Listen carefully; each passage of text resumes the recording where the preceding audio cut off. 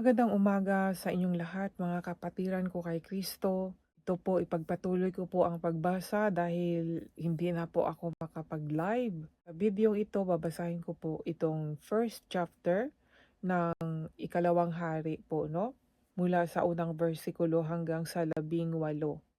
Nang mamatay si Ahab, nagrebelde ang Moab sa Israel. Isang araw, nahulog si Ahasya mula sa bintanang may riha sa itaas ng kwarto niya sa Samaria at lubha siyang napinsala. Kaya nagsugo siya ng mga mensahero kay Baal Zebub, ang Diyos ng Ekron, para magtanong kung gagaling pa siya sa pagkabaldado niya. Samantala sinabi ng anghel ng Panginoon kay Elias na taga Tesbi, salubungin mo ang mga mensahero ng hari ng Samaria at tanungin mo sila, bakit kayo pupunta kay Baal Zebub, ang Diyos ng Ekron?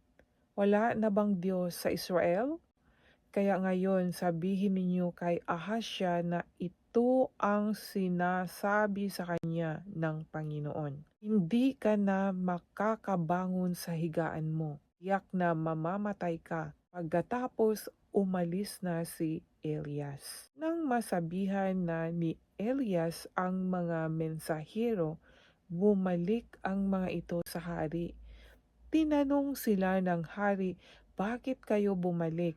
Sumagot sila, sinalubong po kami ng isang tao at sinabi niya, bumalik kayo sa hari at sabihin ninyo ang sinabi ng Panginoon. Bakit nagpadala ka ng mga tao para magtanong kay Baal Zebub? Baal Zebub, wala na bang Diyos sa Israel? Sa ginawa mo, hindi ka na makakabangon sa higaan mo. Tiyak na mamamatay ka. Tinanong sila ng hari, ano ang itsura ng taong sumalubong at nagsabi nito sa inyo? Sumagot sila, nakasuot po siya ng damit na yari sa balahibo ng hayop at nakasinturon na yari sa balat. Sinabi ng hari, si Elias iyon na taga Tisbe. Pinapunta ng hari ang isang opisyal kasama ang 50 tauhan para hulihin si Elias. Umakyat ang opisyal sa ibabaw ng burol kung saan nakaupo si Elias at sinabi niya, lingkod ng Diyos, sinabi ng hari na pumunta ka sa kanya. Sumagot si Elias sa opisyal, kung lingkod nga ako ng Diyos, umulan sana ng apoy mula sa langit at sunugin ka pati ang 50 tauhan mo. Dumating nga ang apoy at nasunog ang opisyal at ang 50 tauhan nito. Muling nagpadala ang hari ng isang opisyal kasama ang 50 tauhan para hulihin si Elias. Sinabi ng opisyal kay Elias, lingkod ng Diyos, sinabi ng hari na pumunta kaagad sa kanya. Sumagot si Elias, kung lingkod nga ako ng Diyos, umulan sana ng apoy mula sa langit at sunugin ka pati ang 50 tauhan mo. Dumating nga ang apoy ng Diyos mula sa langit at nasunog ang opisyal at ang 50. Nagpadala ang hari ng ikatlong opisyal kasama ang 50 tauhan. Pagdating ng opisyal kay Elias, lumuhod siya bilang paggalang at nagmakaawa. Lingkod ng Diyos, mahabag ka sa akin at sa mga tauhan ko. Huwag mo kaming patayin na iyong mga lingkod. Nalaman ko na sinunog mo ng apoy mula sa langit ang dalawang opisyal at ang mga tauhan nila, pero mahabag kayo sa amin. Sinabi ng anghel ng Panginoon kay Elias, sumama ka sa kanya, huwag kang matakot. Kaya sumama si Elias sa opisyal papunta sa hari. Pagdating ni Elias sa hari, sinabi niya, ito ang sinasabi ng Panginoon. Bakit nagsugo ka ng mga mensahero para magtanong kay Baal Zebub, ang Diyos ng Ekron? Wala na bang Diyos sa Israel na mapagtatanungan mo? Dahil sa ginawa mo, hindi ka makakabangon sa higaan mo, tiyak na mamamatay ka. Namatay nga ang hari ayon sa sinabi ng Panginoon sa pamamagitan ni Elias. Dahil walang anak na lalaki si Ahazia, si Joram na kapatid niya ang pumalit sa kanya bilang hari. Naghari si Joram noong 2 taon ng paghahari ni Jehoram na anak ni Haring Jehoshaphat ng Joda. Ang iba pang mga salaysay tungkol sa paghahari ni Ahazia ay nakasulat sa aklat ng kasaysayan ng mga hari ng Israel. Ito po ang talata na nandito po sa 2 Hari at ito po ang paraan para maipagpatuloy ko po ang pag-live ko. Yun po mga kaibigan, ang ganda ng mensahe na sa aking naunawaan po, nakikita ko po talagang makapangyarihan ng ating Panginoon. At itong si Elias ay nagkaroon ng kapangyarihan sa pamagitan ng pagbigay ng Panginoon sa kanya, no? Imagine kung ano po yung sasabihin niya ay yun po ang nangyayari, kagaya po sa sinabi po dito. Dito sa verse 11 po, no? Ayun po dito. Muling nagpadala ang hari ng opisyal kasama ang 50 tauhan para hulihin si Elias. Sinabi ng opisyal kay Elias, lingkod ng Diyos, sinabi ng hari na pumunta kaagad sa kanya. And then sa 12, sumagot si Elias, kung lingkod nga ako ng Diyos, no?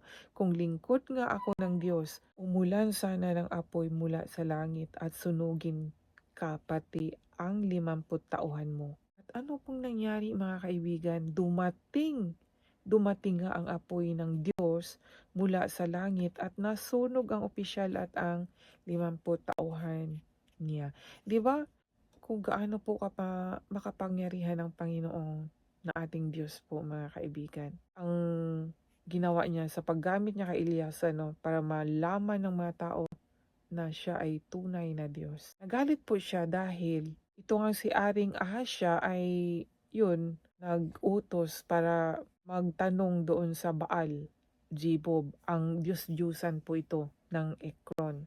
Kaya nagalit po ang Diyos. Imbis na sa totoong Diyos dapat magsumangguni, no? Kaya sabi dito sa verse 3, samantala sinabi ng anghel ng Panginoon kay Elias ng taga-Tisbe, salubungin mo ang mga mensahero ng hari ng Samaria at tanungin mo ng Ekron, wala na bang Diyos sa Israel?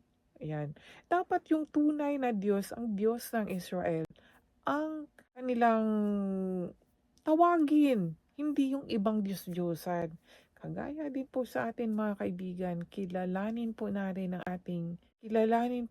siya dahil yan po ang gusto niya na makilala po siya. Huwag po tayong magpalinlang mga kaibigan sa ibang mga turo at bilang payo ko po, nagtiwala talaga ako sa salita ng Panginoon. Yung bang naniwala at nagtiwala na tunay po talaga ang salita ng Diyos mga kaibigan.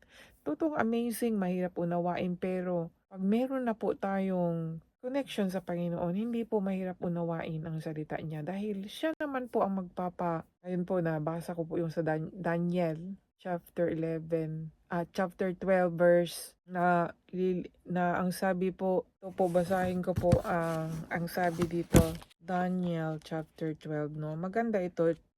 10, ang sabi po dito, marami sa mga nakakaunawa ng katotohanan ang lilinisin ang kanilang buhay at mauunawaan nila ang mga sinasabi ko. Pero ang masasama ay patuloy na gagawa ng masama at hindi makakaunawa ng mga sinasabi ko. Kaya hindi naunawaan dahil sa kasamaan, sa mga ginawang kasamaan mga kaibigan na binulag talaga ng Diyos dito ng sanlibutan. Itong kaaway ng ating Panginoon, binulag niya ang sanlibutan para hindi makakaunawa sa katotohanan. Ngunit yung mga nakakaunawa ng katotohanan ang kanilang buhay. Kung tayo po ay nakakaunawa na sa salita ng Diyos, tiyak lilinisin natin.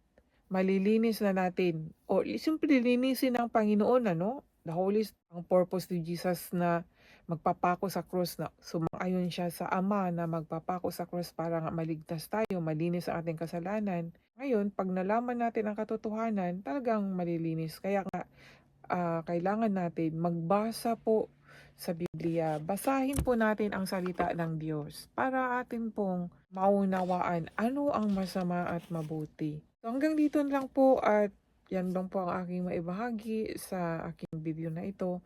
At sana po suportahan niyo po kung sino man kayo na makarinig ng aking mga simple na naunawaan po na ibahagi ko po sa video ito. And God bless po sa inyong lahat.